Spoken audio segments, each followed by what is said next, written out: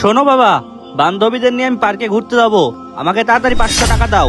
বাবা আমি টাকা কোথায় পাবো? টাকা কোথায় পাবে মানে? টাকা কোথায় পাবে আমি জানি নাকি? আমার টাকা লাগবে, আমাকে টাকা দাও, নাহলে কিন্তু বাড়ি ঘর আগুন দিয়ে পুড়িয়ে দেবো। আর শোনো, তোমাকে আমি আগে থেকেই বলে রাখছি, আর কিছুদিন পর আমি বিয়ে করব, বিয়ের আগের দিন তুমি বাড়ি থেকে বের হয়ে যাবে। কেন বাবা, আমার বাড়ি থেকে আমি কেন বের হয়ে যাব? বের হবে না মানে?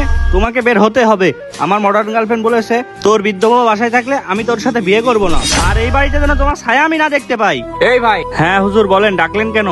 তুমি এখনো বিয়ে করোনি, তুমি বিয়ে করার জন্য তোমার বৃদ্ধ বাবাকে বাড়ি থেকে বের হয়ে যেতে বলছো? হ্যাঁ আমি বলছি, আমার মডার্ন গার্লফ্রেন্ড বলেছে এই বৃদ্ধ বাবা বাসায় থাকলে ও আমার সাথে বিয়ে করবে না। শোনেন ভাই, আমার বাবা নেই, এজন্য আমি বাবার মর্যাদাটা বুঝি। যে বাবা আপনাকে ছোট থেকে এত বড় করে মানুষ করলো, আপনি সে বাবাকে ভুলে যাচ্ছেন।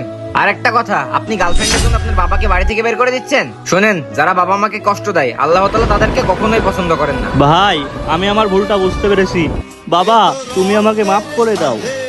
শোন, কখনো এমন কাজ করিস না যাতে তোর ভবিষ্যৎ নষ্ট হয়ে যায়। বাবা কখনো সন্তানের খারাপ চায় না।